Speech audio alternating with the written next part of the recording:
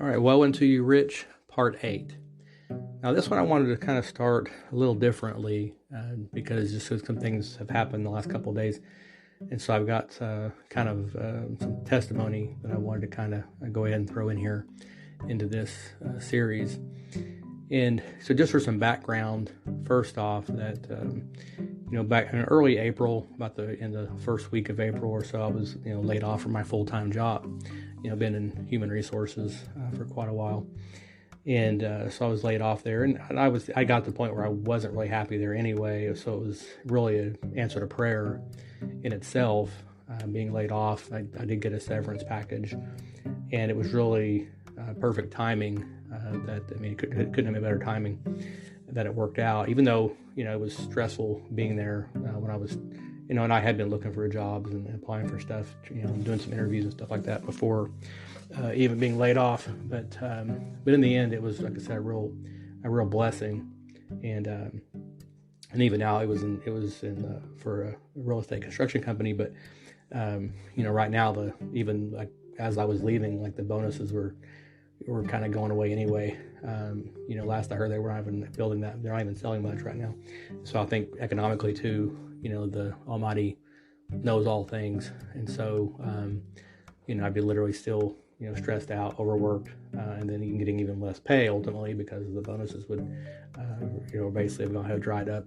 So, but again, it was perfect timing. But I always say that for kind of some background here and stuff. So, but with that kind of began my journey. And I needed, it probably took me about a month just to kind of detox from the stress of the job and stuff in general.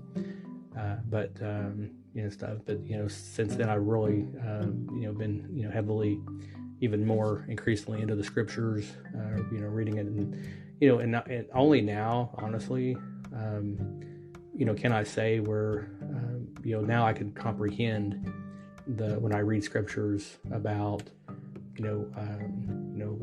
pray without ceasing, those kind of things. It makes a lot more sense than it did when I was in that world, the worldly world where everything's geared around possessions, and even your, even your so-called coworkers and friends at work and those kind of things like that. In the grand scheme of things, they tend to be very superficial because everyone's really, they're only there for a paycheck. Everyone's there for a paycheck. And so, let me back up here. So I just want to give some background there. But so a few weeks ago, I was reading some scriptures at a local Wendy's, and I met a guy there, just an old guy. He was like, "Oh, what are you reading?" And we started talking. I showed him and he kind of wanted to look at it. He had never seen this is the Sefer, and it's more of a Hebrew roots Bible, but he had never seen that before, and so he kind of wanted to look at it. So yeah, sure.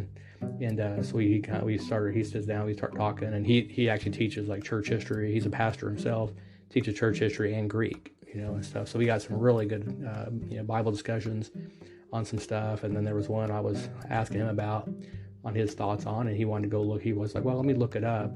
And he wanted to kind of, exegete it and get back with me. And so he took my name and number, and he called me back, and then we ended up meeting back up at Wendy's again yesterday and stuff. So, and but we talked some more, went through some more scriptures, and then he wants me to come visit his church this Saturday and then Wednesday nights, and he wants my thoughts on the service and how biblical things are, what's being taught, and how the interaction, just kind of all things and stuff. So, and I looked up the church. I'd never been there. It is a local church, but I did look it up, and if it's still what the pictures show online on Google, I already see one problem, and I see this all over the time in these churches where they've got this huge cross. I don't know if it's a wooden cross or whatever, but from the pictures it looks like it's wood, but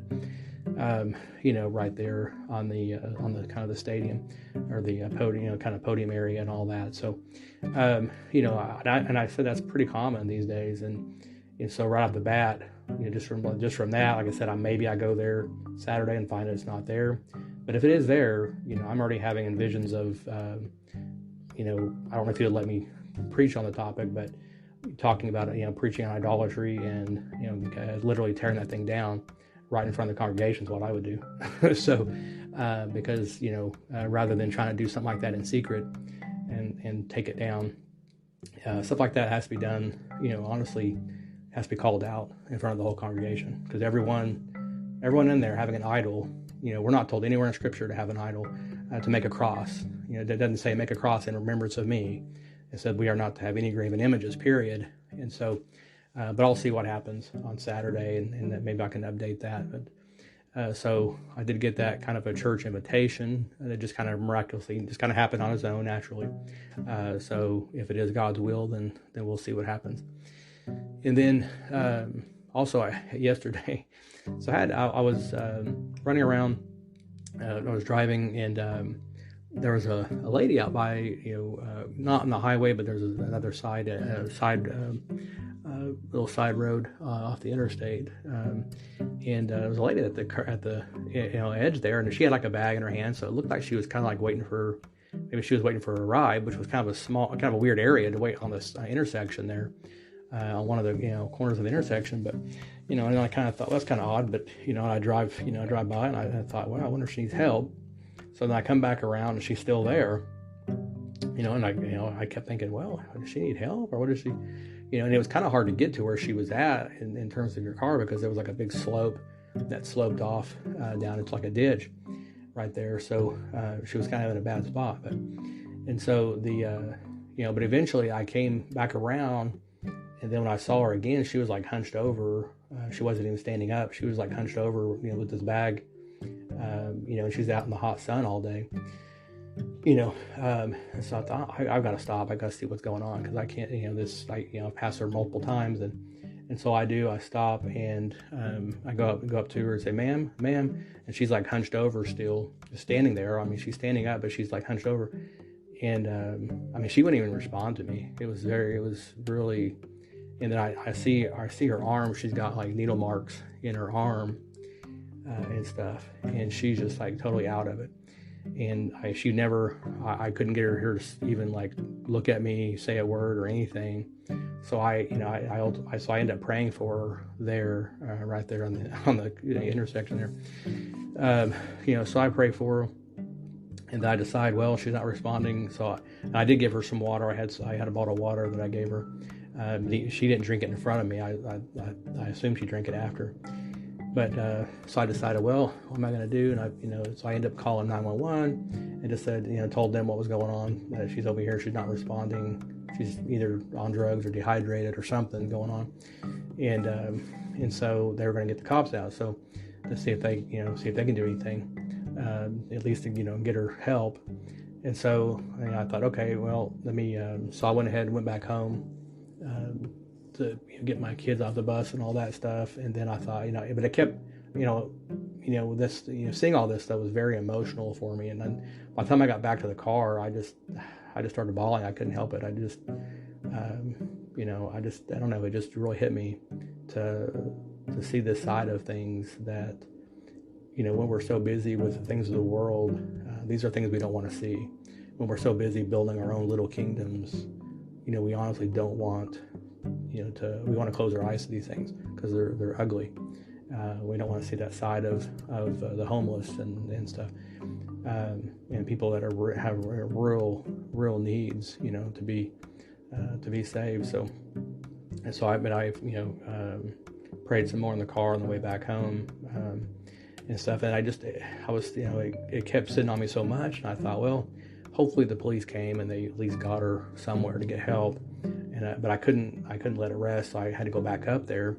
So I drove back up there to that corner again yesterday, and lo and behold, she was still there. I was just shocked. I thought, what? Like, are you kidding me? So I went back, and I had to go back around and come back on that side of the street, and then park in that kind of weird area again. And I went back on her and check on her again, and she was the same thing though. She would not respond. Wouldn't even sit up and wouldn't even like lean up and look at me or anything. So I pray for her again right there. And so, well, as I'm there, I'm kind of about ready to walk back to my car. I was gonna go get my Bible out of the car, and stuff. And then the police pulls up on the other side and turns his lights on. So I said, "Oh, fine. They're just now getting here." That was like it had been like an hour and a half, 2 hours ago when I called him. When I reported it in and stuff. So he pulls up. So I see him. So I go walk up to him and stuff. And he so we had a good talk. But like I said, I was still kind of emotional, and you can tell he was pretty desensitized, I guess, to the whole matter of the homeless and people like this. He'd been really desensitized from it and stuff. So, because I was still pretty emotional, but yeah, for him it was just like, no, you can just tell it was just like no big deal. He was used to seeing, the homeless, and he said, yeah, a lot of it's mental health. There's a lot of it's, and drugs and stuff like that. And he's like, and the problem was, he was saying if they're not willing to ask for help, because he's like, I can give her a ride, but we could not, even he couldn't get her to respond. She just kept ignoring. So I don't know if that was like, possibly a mental health, definitely a drug issue probably as well. And so, but it was just really disheartening to see. And I kept praying about what the Father is trying to show me in all this. And I think it just to wake me up to the reality of the poor and the destitute and the homeless and the mental health crisis and drug crisis that we really, really have. That's something that I have not seen up close and personal. And so so that would recently happen. And then I decided, so I'd kind of been looking up some local, food stuff, food drives and things like that. And I decided, looking at some more last night, there was one in particular locally that I thought looked pretty good. I thought, let me check this one out. It's a local mission that provides food to the poor, and they accept volunteers, and they had it like on their website. It said, from 10 to noon, volunteers can come up there and help.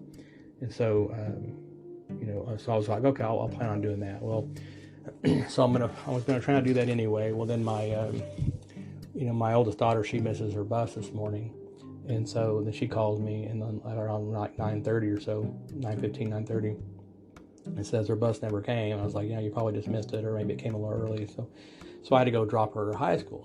So I drop her at high school.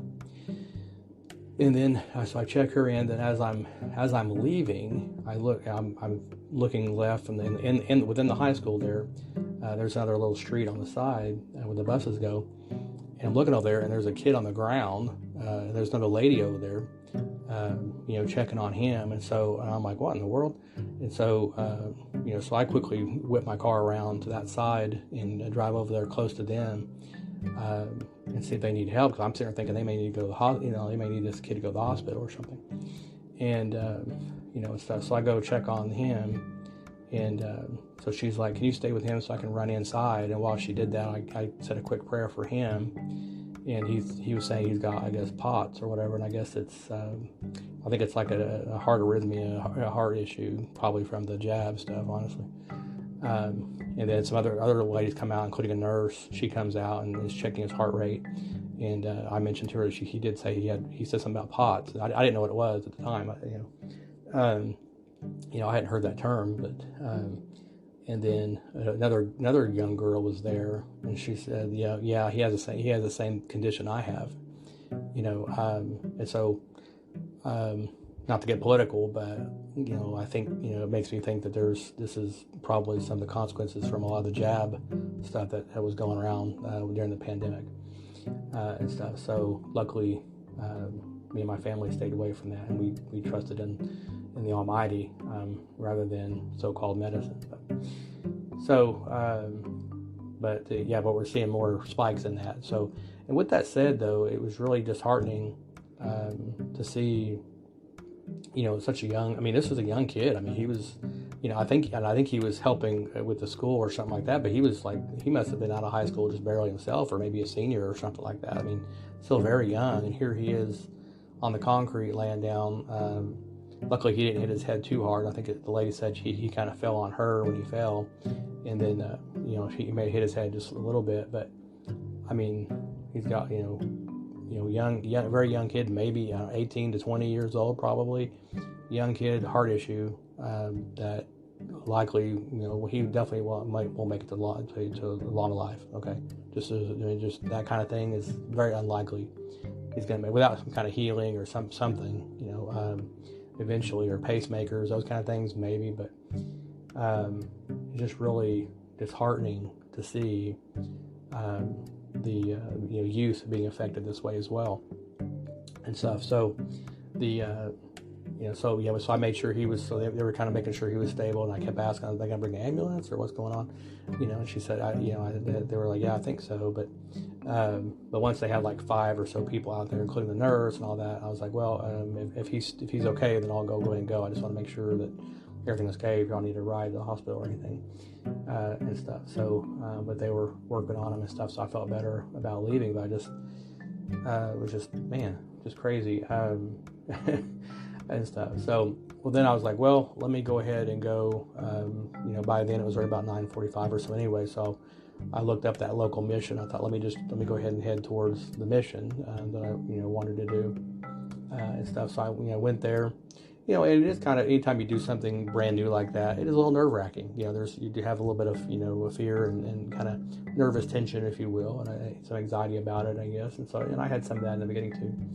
And stuff. So, but I went there, and they were very welcoming, very warming, and said, "Oh yeah, you can come work over there with this guy and stuff, and he can kind of direct you what to do." And so we're just moving food around, like taking up, storing food and things like that, and moving cans and stuff. And then I helped another lady, move around, box up some breads and things like that. And but it was really good. It was and I would say too, this kind of goes back to working with your hands. And there's nothing wrong. I want to make it very clear.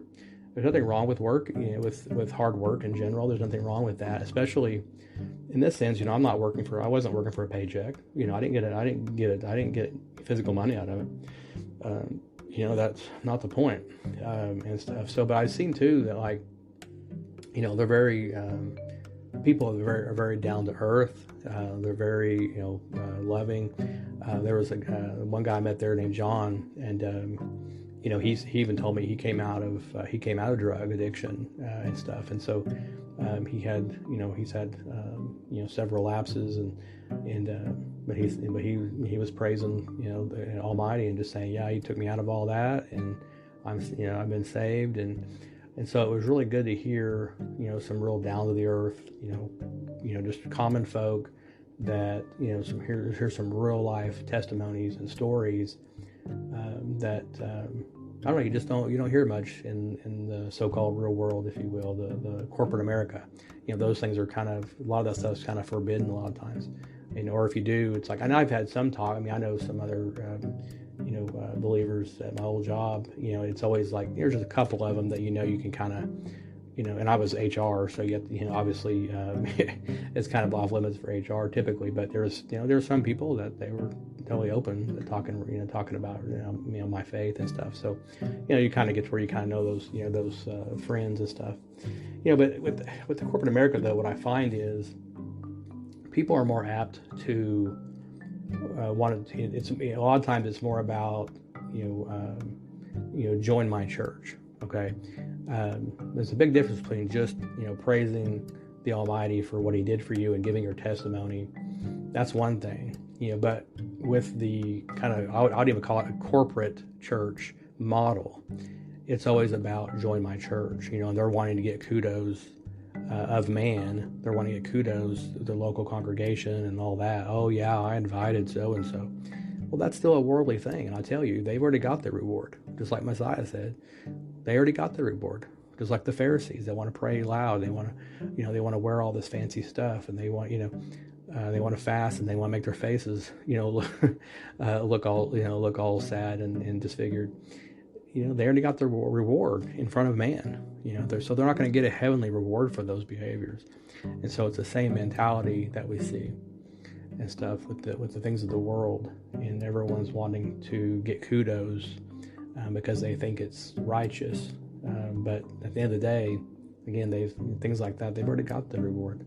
But a guy like John that just, just sharing his testimony, that's what it's all about. Just share your testimony, and on what God did for you, and how He saved your life. That's what a lot of it's about. That's a lot of what the gospel is about. Is just sharing our testimony and how He pulled you out, and then for people that aren't saved, they need to hear that and stuff, and how you got, and then it goes into, how do they get saved and stuff like that. Then I met the reception lady. She was real nice too. That she was, we kind of talked a little bit before I left, and she was talking about, I mentioned the Bible, and so and she mentioned, oh yeah, well we also, if they want prayer, we'll give them prayer. And she said there was probably, what she said, I think out of like 10 people that came today, she said 7 of them did want prayer when she said, when they asked, then like about 7. So she's like, yeah, she's like, I prayed for like 4 people today alone, and stuff. So I thought, wow, that's really cool, and stuff. So, and that's one thing too, I would say, if you look into missions in your local area, food pantries, that kind of thing, make sure they're not anti, speaking about religion, in terms of, especially obviously more of the Christianity and stuff.